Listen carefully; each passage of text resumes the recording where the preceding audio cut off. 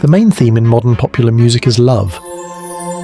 A study by the Open University of Catalonia found that many hit songs from 1983 to 2016 portray love as difficult and full of emotional struggle. Their analysis showed that 14 of the 15 most listened to songs reflected intense or challenging love experiences. Additionally, one psychology study found that over 86% of popular relationship songs depict love as insecure or unstable.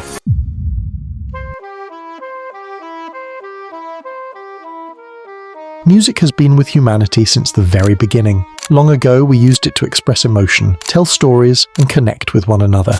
Today, that ancient force surrounds us constantly. We live in an era where music is everywhere. Walking, working, driving, or resting, we can access songs of every genre instantly. In fact, over 90% of people worldwide listen to music every day. Music isn't just entertainment anymore, it's a constant companion.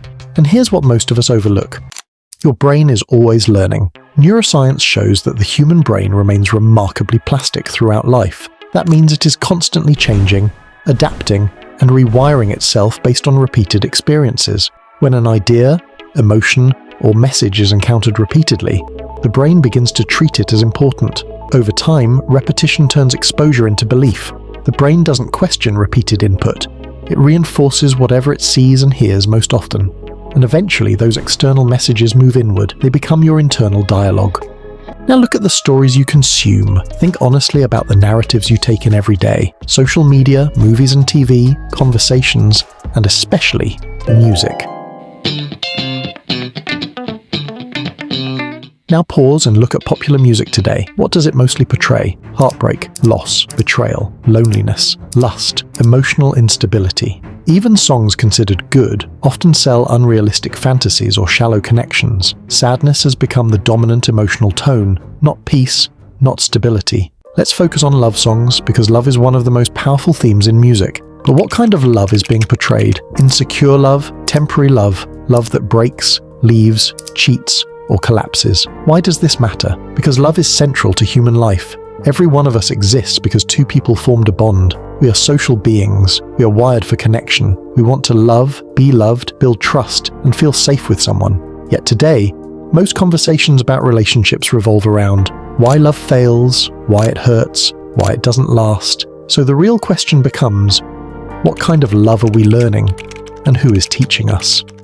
How music shapes expectations of love. As we discussed, most of these songs reflect insecure and unstable forms of love, and most of the world consumes them every day. People who have never been in relationships, people who have gone through painful breakups, people who are currently in healthy relationships, people in every emotional state, all of them are absorbing the same narratives. To be clear, music is a reflection of human experience and belief. Breakup songs are not inherently bad. They often express one person's real pain, and many listeners share that story. In that sense, these songs can offer sympathy, connection, and even healing. The problem begins when the same breakup narrative is repeated endlessly. Instead of guiding people toward understanding and growth, many songs trap listeners in a bleeding heart, reliving memories, blaming themselves, and mourning someone they can never get back. Rather than helping people heal and find love again, these narratives often keep them emotionally stuck, and even people in healthy relationships are not immune. Constant exposure to narratives of betrayal and instability quietly plants doubt. Why music is so powerful? Stories are not passive entertainment. Psychologists explain that humans carry an internal life narrative, a story we use to understand who we are, where we've been, and what we expect from the future. Over time, the stories we consume merge with that internal story. Music is especially powerful because it doesn't just tell a story, it makes us feel it.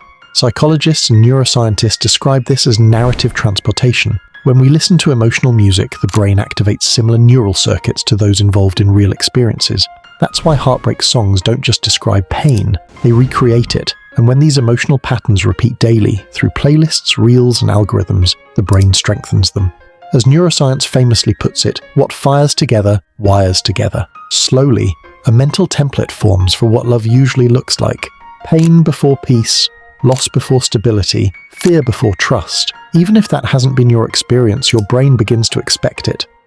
Psychology shows that familiarity increases perceived truth. The more we hear something, the more real it feels, regardless of accuracy.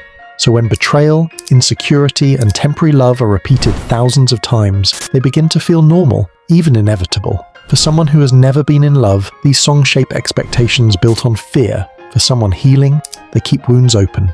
For someone in a healthy relationship, they quietly weaken trust. Over time, love stops feeling safe, commitment feels fragile, trust feels risky. This is how modern love music didn't just reflect broken love, it trained us to expect it. And when people expect love to fail, they stop building it carefully. They brace for the ending instead. How can we change this? This isn't about quitting music. This is about awareness. Music shapes mood. Mood shapes thought. Repeated thoughts shape behavior. So choose music the way you choose food. Not everything that tastes good is healthy. Be intentional. Create playlists with purpose. Pay attention to how a song leaves you. Do you feel calmer or more restless, hopeful or empty? If a song keeps reopening wounds, it may be honest, but it may not be helpful right now. And if a song reminds you that love can be patient, safe and real, let it stay. Balance is the key. Let sadness have a voice, but don't let it become the only story you hear, because the stories you repeat become the beliefs you live by. Choose music that supports the person you're becoming, not just the pain you've survived. And remember, what you listen to today quietly shapes how you love tomorrow. Do this for 1 week and watch how it changes you. Prepare a playlist of positive, realistic love music, then make it the only music you listen to, and observe how you begin to change. If you need help creating a playlist, ask AI chatbots or explore recommendations on social media, but choose wisely.